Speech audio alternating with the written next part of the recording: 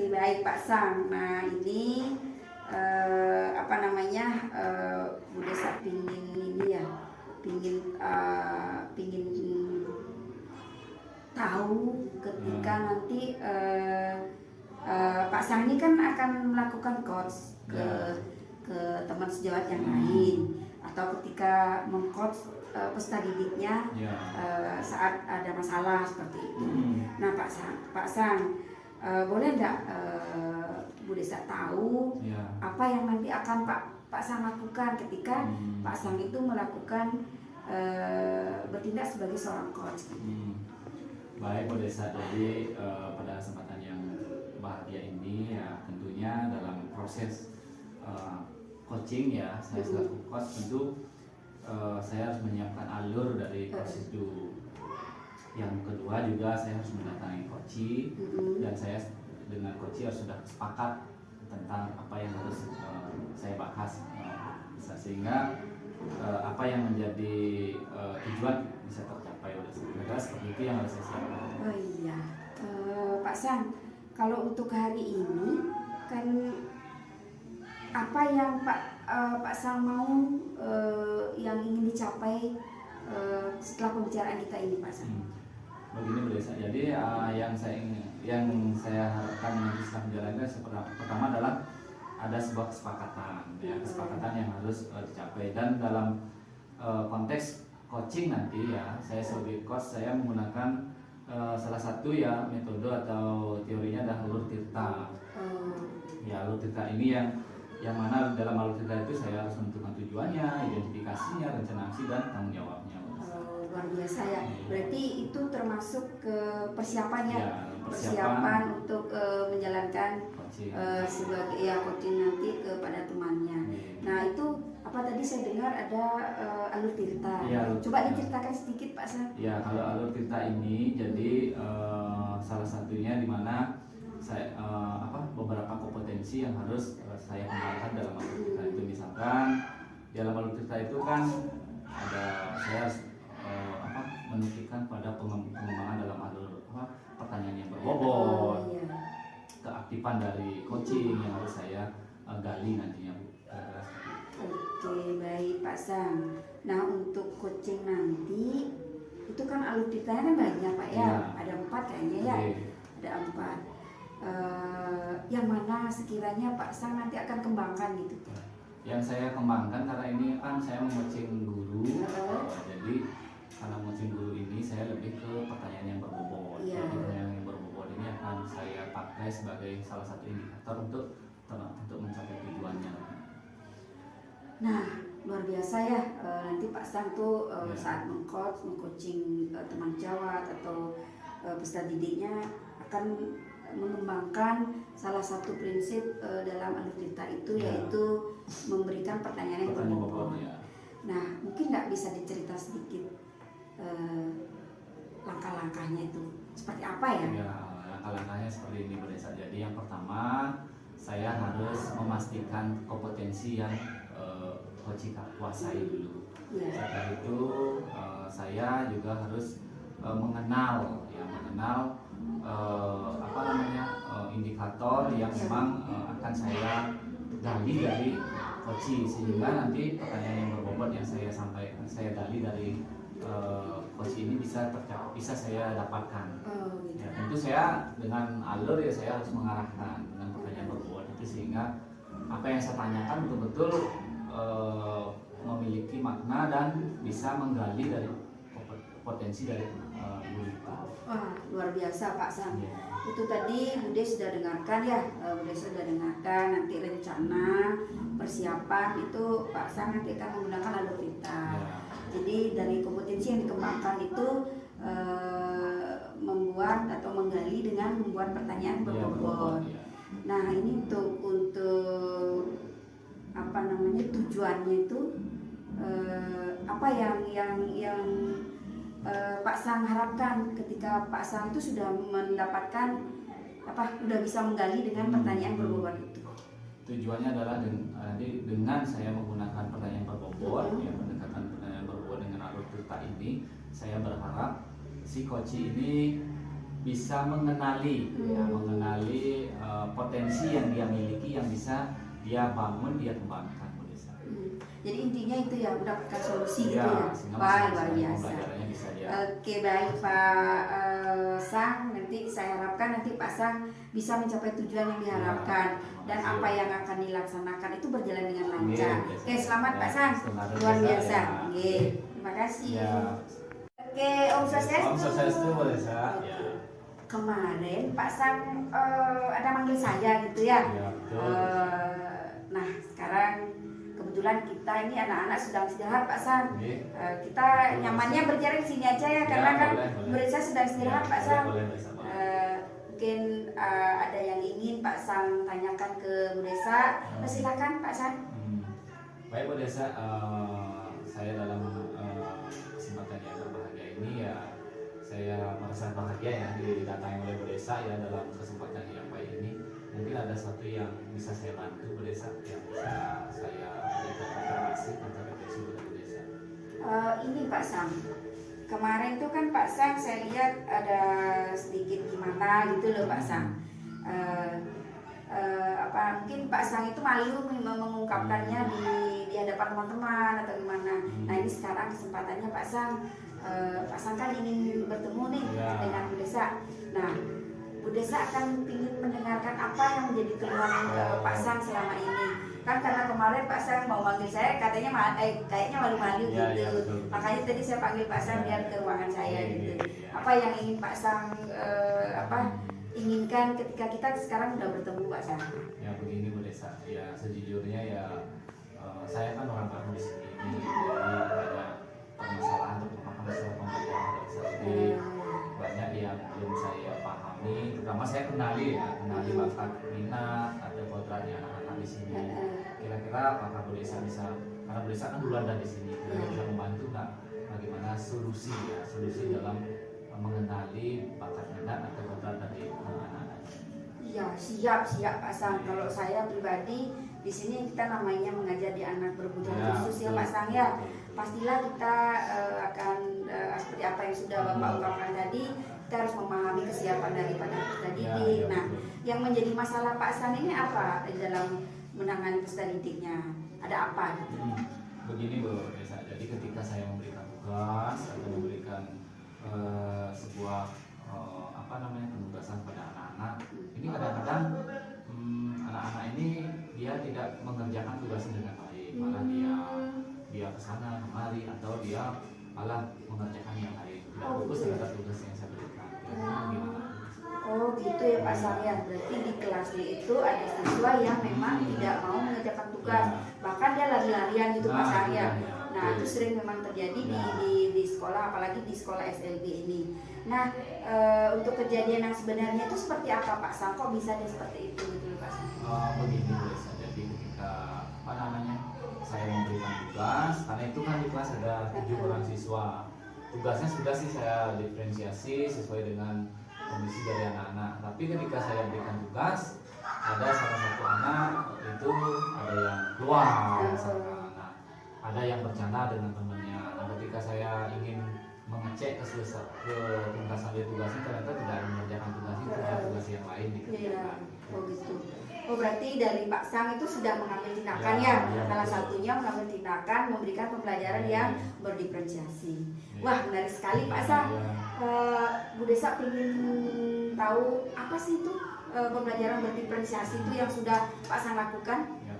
Begini Bu Desa, karena saya melihat baru saya sampai di sini, saya melihat dari karakteristik bakat minat anak-anak berbeda-beda, kemampuan belajarnya itu juga, kesiapan belajarnya juga berbeda-beda, sehingga saya harus mendiferensiasi dari proses pembelajarannya.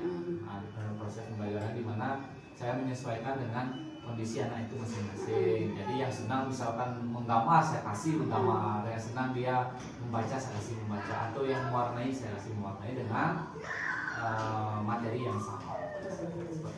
Nah, terus terkait dengan apa yang sudah Bapak Sang lakukan, nah ini kan ada memang siswanya yang tidak mengerjakan tugas. Apakah di pembelajaran Bapak yang Bapak berikan saja, apa di guru yang lain juga sama gitu? Ya, murid yang lain itu ya, apakah sama tidak mengerjakan tugas? Sepertinya saya konfirmasi kepada guru yang lain, katanya sih sama pada saat kasusnya seperti itu. Jadi mereka mengerjakan tugas kadang-kadang tidak dikerjakan maksimal. Oh gitu ya Pak ya. Jadi sebelum Bapak mengambil tindakan untuk memberikan pembelajaran berdiferensiasi, dan Bapak juga sudah mengadakan konsultasi dengan temannya, menanyakan ke teman sejawat yang lain bahwa peserta didik ini memang tidak mengerjakan tugas. Nah, terus apa langkah yang Bapak ambil terkait dengan anak ini, biar anak ini mencapai sesuai dengan yang Bapak harapkan? Yang pertama ya dari masalah yang saya hadapi itu, yang pertama saya mengulang kembali dengan memusatkan perhatian, memfokuskan perhatian terhadap masalah yang ada pada siswa itu, sehingga mungkin karena saya baru kenal dengan anak ini baru kurang lebih sebulan atau 2 bulan, kan belum maksimal saya mengenal karakternya, mungkin masih berubah-ubah. Tapi ketika masalah ini terjadi, saya harus merubah pola pikir saya, di mana saya harus mencari atau menemukan permasalahan yang ada dalam anak ini sejatinya seperti apa. Salah satu saya mengecek kembali profil dari anak itu, sehingga masalah ini bisa saya identifikasi secara detail, dan saya mengelompokkan kembali kategori dari kemampuan dari anak ini. Nah itu terkait itu ya Pak ya, saya sudah dapat ini menangkap karena di sini Pak Sang luar biasa di saat melakukan berdiferensiasi. Pak Sang mencari kesiapan siswanya, kemudian Pak Sang melihat minatnya, kemudian bakatnya. Nah ketika anak ini tidak mengerjakan tugas, nah konsekuensinya itu pasti akan ada ya Pak ya. Nah, mungkin apa yang Pak Sang lakukan biar anak ini bisa mengikuti dan bisa mengerjakan tugasnya untuk berikutnya Pak Sang? Saya tidak memberikan hukuman ya Bu Lisa, karena kalau memberikan hukuman itu biarkan terbawa panjang waktu apa yang kita berikan sama dia. Tapi saya malah memberikan semacam karena ini anak beruang khusus saya berikan reward. Meskipun punishment itu ada, tapi rewardnya juga harus ada sebagai pendamping, di mana saya berikan semangat, motivasi meskipun dia memang tidak mengerjakan tugas. Namun saya berharap kepada anak ini, ketika saya berikan motivasi dengan reward, dia mau punya keinginan anak ini untuk mengikuti arahan dari saya sendiri selaku gurunya, sehingga apa yang saya berikan nanti tugas selanjutnya bisa dikerjakan dengan baik. Karena saya lihat memang dia belum sadar penuh terhadap instruksi saya selaku guru, karena saya guru baru masalahnya. Mungkin dianggap kurang pas, belum menyatu dengan saya selaku gurunya. Nah, maka dari itu saya berikan reward itu mungkin berupa ucapan terima kasih, memuji anak itu agar anak itu merasa dihargai. Biasa ya. Jadi di sini saya dengar tadi kita tidak melakukan hukuman itu karena hukuman itu nanti kan bisa membekas di siswa, kemudian tidak bagus juga. Luar biasa Pak Sang. Nah selain hal itu, yang pertama pembelajaran berdiferensiasi, kemudian memberikan reward kepada peserta didik. Nah langkah apa lagi Pak Sang? Mungkin salah satu langkah yang paling yang saya sering lakukan di kelas itu sepanjang sebulan atau 2 bulan saya sudah di sini itu adalah bagaimana saya menarik fokus dari anak-anak. Fokus anak-anak ini kan fokusnya memang kurang anak-anak ini. Yang menarik fokus anak-anak ini agar anak-anak ini merasa ada kesenangan atau kegembiraan atau kebahagiaan di dalam proses pembelajaran. Jadi fokusnya biar pas apa yang saya sampaikan. Nah, kalau dalam konteks teorinya kan ada studi itu di dalamnya ada bagaimana kita mengenali dari bakat minatnya itu sehingga kita bisa memfokuskan terhadap proses pembelajaran. Iya benar, luar biasa ya. Jadi selain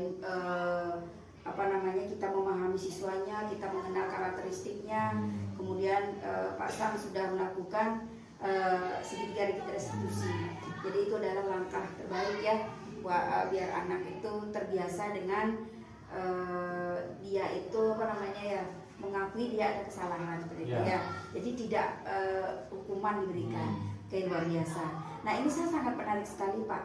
Nah untuk kegiatan diferensiasi ini kan banyak, ada beberapa kan gitu ya Pak tadi sudah sebutkan. Mungkin salah satu bisa diceritakan Pak Sang apa yang sudah Pak Sang terapkan di kelasnya. Yang pertama yang sudah saya terapkan tentang diferensiasi pembelajarannya yang pertama adalah diferensiasi proses. Terus yang kedua adalah diferensiasi produk. Proses yang tadi disampaikan bahwa konten materinya sama, tapi cara mengerjakannya yang berbeda-beda. Misalkan kalau dia sukanya menggambar ya saya kasih menggambar, kalau saya mewarnai. Kalau dia sukanya membaca, tapi dengan konten yang sama, dengan capaian pembelajaran yang sama. Itu jadi tidak membeda-bedakan konten, tidak membeda-bedakan media, tapi cara yang berbeda-beda. Jadi proses pembelajaran yang berbeda. Misalkan kalau anak-anak suka di pojok, misalnya dia duduk, saya kasih di mana mau dia duduk dia belajar. Saya sudah siapkan ada yang mewarnai, ada yang bercerita gitu. Nah kalau produknya tergantung. Sekarang kalau dia mewarnai ya berupa warna, berupa gambar yang diwarnai, tapi ada konten yang sama. Kalau dia bercerita ya dari hasil ceritanya dia saya amati. Mantap, luar biasa tuh Pak Sang sudah melakukan ini ya diferensiasi. Jadi kalau boleh saya rangkum ya. Tadi apa yang sudah kita bicarakan tadi.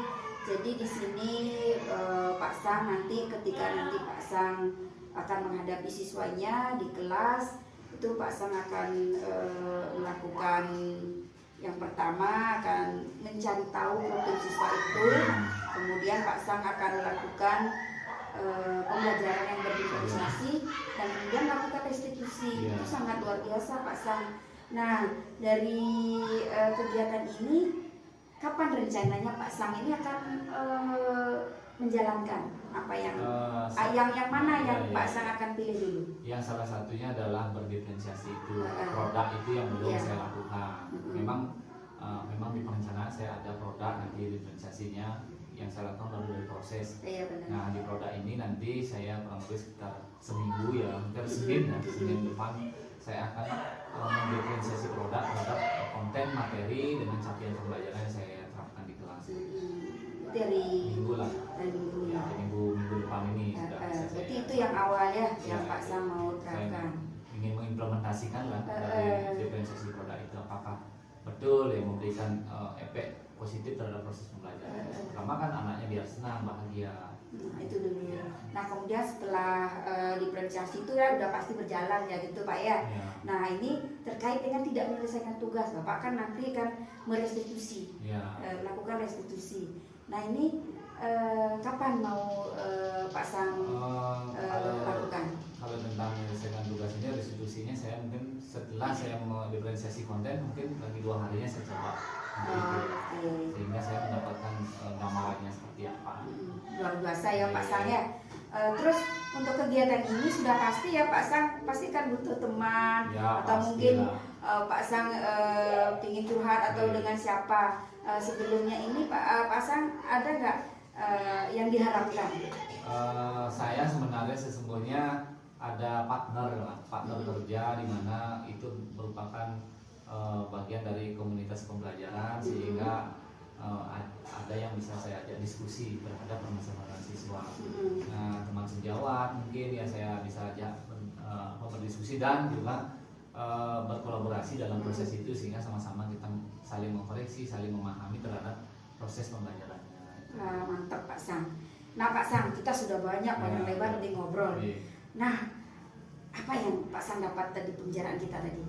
Banyak hal di desa yang sudah desa sampaikan lah, salah satunya terkait dengan bagaimana solusi saya dalam menangani masalah anak yang memang tidak mau membuat tugas. Nah itu juga tadi desa mengatakan mungkin dengan restitusi itu yang harus lebih banyak dilakukan juga. Satu tadi juga menguatkan saya bahwa saya tidak boleh memberikan hukuman ya, tapi harus memberikan reward kepada anak-anak sehingga anak merasa bahagia. Oh luar biasa Pak Sang. Bu Desa pengen dengar nanti kalau nanti Pak Sang sudah berhasil, mohon dikasih tahu boleh. Dan ketika nanti Pak Sang pengen curhat lagi ke Bude. Oke, Boleh, silakan ya, siap, kapanpun ya. siap. Terima kasih Bu Eh, Desa atas waktunya ini. Oke, luar biasa. Bu Desa hanya ingin dengar kabar baik dari Siap, Pak Sang. Bu Desa, siap. Oke, terima kasih Pak Oke, Sang, terima luar kasih biasa. sama-sama Bu Desa ya. Oke.